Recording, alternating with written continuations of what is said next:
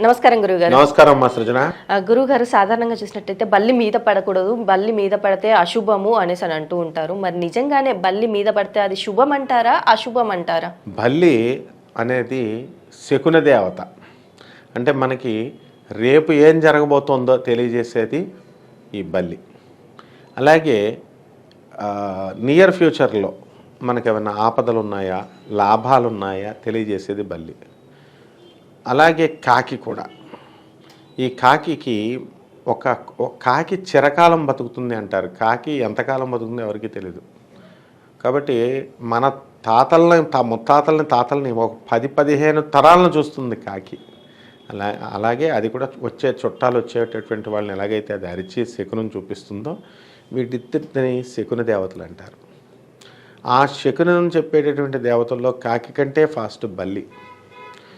ఈ బల్లి కేవలం మన బాడీ మీద పడితే అపశకునం అని అనుకోకూడదు. కొన్ని ప్రదేశాలు పడిన ప్రదేశాలను బట్టి లాభాలు కూడా ఉంటాయి. కాబట్టి బల్లి పడడం చెడ్డదేం కాదు. అది మంచి ఉంది, చెడు ఉంది. కొన్ని ప్లేసుల్లో పడితే చెడు జరుగుతుంది అని సూచిస్తుంది. కొన్ని ప్లేసుల్లో జరుగుతుంటే నీకు ధనం రాబోతుంది, లక్ష్మి రాబోతుంది అని చెప్తుంది. దానికి పరిహారాలు కూడా ఉంటాయన్నమాట. బల్లి పడే ప్రదేశాన్ని బట్టి చెప్పొచ్చు అనేసి అని అన్నారు. సాధారణంగా చూసినట్టయితే పెద్దవాళ్ళ మీద, చిన్నవాళ్ళ మీద పడకూడదు అనేసి అని అంటారు. ఈ ప్రభావం ఏమైనా ఎవరిపైన చూపిస్తుంది అనేసి అని అంటారు? ఇప్పుడు పసిపిల్లలు ఉన్నారు, వాళ్ళకి తెలియదు, వాళ్ళకి ఊహ రాదు. 12 సంవత్సరాల వయసు వచ్చేంత వరకు కూడా వాళ్ళు చిన్నపిల్లలే లెక్క. ఉపనయనం చెయ్యాలి. వాడు 14 సంవత్సరాలు వచ్చినా 12 సంవత్సరాలు వచ్చినా ఉపనయనం చేయకపోతే అటువంటి మగపిల్లల మీద కానీ, లేదా వివాహం కాని పిల్లలు, వీళ్ళకి 18 ఏళ్ళు కావచ్చు, 20 ఏళ్ళు కావచ్చు, పెళ్లి కాకుండా ఉంటే ఇంట్లో చిన్నపిల్లల కిందే లెక్క. ఈ వివాహం కానటువంటి కన్యలు ఎవరైతే ఉన్నారో వీళ్ళ మీద కనుక పడితే బల్లి, అప్పుడు ఏమైనా దోషాలు వస్తే, అంటే మంచి ప్రదేశాల్లో పడితే లాభాలు వస్తే ఓకే, చెడ్డ ప్రదేశాల్లో కొన్ని ప్రదేశాల్లో పడడం వల్ల చెడు జరుగుద్ది కదా. ఆ వచ్చినటువంటి చెడు యొక్క ప్రభావము ఈ చిన్నపిల్లల మీద పడుతుంది, ఈ కుర్రాడు తర్వాత ఈ అమ్మాయి మీద పడుతుంది, ప్లస్ వాళ్ళ తల్లిదండ్రుల మీద కూడా పడుతుంది అనమాట. ఆ ప్రభావం ఉంటుంది. ఒకవేళ బల్లి పడిన వెంటనే దోషాలు పోవాలి అనేసి అంటే ఏదైనా పరిహారం చేసుకోవాలి అనేసి అని అంటారా? మరి ఇప్పుడు బల్లి పడింది, మనకి పడిన వెంటనే చూసుకున్నాం, భయపడ్డాం, బాగుంది. వెంటనే భయపడి గంతులేయడం కాదు. మనం ఏం చేయాలా, వెళ్ళి చక్కగా చన్నీళ్ళతో తలంటు స్నానం చేసుకోవాలా. చేసుకొని డైరెక్ట్ ఇంకెక్కడికి వెళ్ళకుండా దేవుడి దగ్గరికి వెళ్ళాలి. నువ్వుల నూనెతో దీపారాధన చెయ్యాల. చేసిన తర్వాత ఇంత ఉప్పు, ఇన్ని మిరియాలు తీసుకొని దానికి దేవుడి పైన మనము దేవుడి దగ్గర నైవేద్యంగా పెట్టాలి. పెట్టి ఈ బల్లి దోషం పోతుంది. నెక్స్ట్ రెండవ మార్గం ఉంది. రెండవ మార్గం ఏంటంటే, ఎవరైతే బంగారపు బల్లిని ముట్టుకొని వస్తారో కంచి వెళ్ళి, అటువంటి వాళ్ళకి ఇంక ఈ బలి దోషం పడదు. అటువంటి వాళ్ళు ఎవరైనా అక్కడ అందుబాటులో ఉంటే వాళ్ళని ఇలా ముట్టుకుంటే సరిపోతుంది.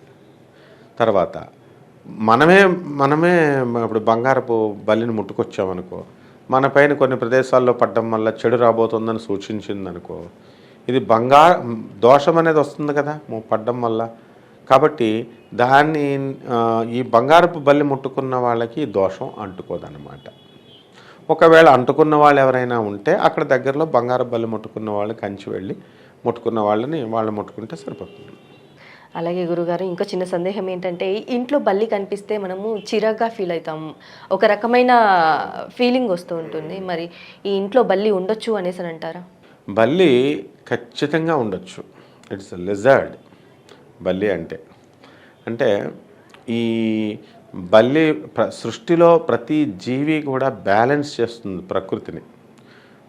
మా గురువుగారు అయినటువంటి ఆనందమూర్తి ప్రభాతరంజన్ సర్కార్ ఆనంద మార్గ వ్యవస్థాపకులను అడిగాను నేను, ఎందుకు గురువుగారు ఈ చిన్న దోమలు ఇవన్నీ మనల్ని ఇన్ని కుట్టేస్తున్నాయి, ఈ దోమలు ఎందుకు పుట్టడం, లేకపోతే ఈ బల్లులు, పాములు ఇలాంటివి ఎందుకు అని అంటే, ప్రతి దానికి కూడా ప్రకృతిని బ్యాలెన్స్ చేయడానికి కోసం దేవుడు సృష్టించాడట. ఇప్పుడు ఎలకలు లేవనుకో, వ్యవసాయం జరగదు. కప్పలు ఉండాలా, ఎలకలు రావాలి. అక్కడ కప్పలు ఎలకలు తింటాయా, ఎలకలు కప్పలు తింటాయి, పాములేమో ఎలకలను తింటాయి. ఇలా ఒకదానికొకటి లింక్ ఉంటుంది సృష్టిలో. కాబట్టి ఈ బల్లుల్ని మన ఇంట్లో ఉన్నటువంటి దోమలను తింటాయి, అన్నిటిని పటక్మని పట్టుకుంటాయి అవి నోటితో. కాబట్టి బల్లి వండడం అనేది ఏ విధంగానూ అపశకునం కాదు. బల్లి ముట్టుకోవడము ఏ విధంగా అపశకునం కాదు. బల్లి మన మీద పడడం కూడా ఏ విధంగా అపశకునం కాదు. మనకి అది సూచిస్తుంది, నాయనా నువ్వు 2-3 నెలల్లో ప్రమాదంలో పడబోతున్నావు అని, నాయనా నువ్వు నీకు ధనం రాబోతోంది అని సూచిస్తుంది. అది మనకి మంచి చేస్తుంది కానీ చెడు చేయట్లా. శుభవార్తలతో పాటు దుర్వార్తలు కూడా చెప్పబోతుంది. అలాగే కాకి కూడా మనకి బంధువులు వస్తున్నారు, లేకపోతే మీ బంధువులు పోయారు అని కూడా మనకి సూచనలు ఇస్తాయి ఇవి. అందువలన అద్భుతమైనటువంటి దేవతా జాతికి చెందిన ఈ రెండును.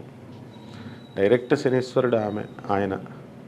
అలాగే ఈ బల్లి సాక్షాత్తు బల్లెలు, జర్రెలు ఇలాంటివన్నీ కూడా మన ఇంట్లో పితృదేవతలు ఇవన్నీ కూడా. అందుకనే జర్రిని ఏమంటారు, ముత్తైదువ, మా పేరంటాలు వచ్చిందంటారు గౌరీదేవి. ఆ విధంగా బల్లిని చక్కగా ఇంట్లో ఉండొచ్చమ్మ. బల్లి సాధారణంగా మీద పడితే చాలామంది భయపడుతూ ఉంటారు. సో అలా భయపడాల్సిన అవసరం ఏమీ లేదు. అలాగే ఎవరి మీద పడితే ఎలాంటి ప్రభావం చూపిస్తుంది అనేసి చాలా చక్కగా వివరించారు గురువు గారు. ధన్యవాదాలు. ధన్యవాదాలమ్మా.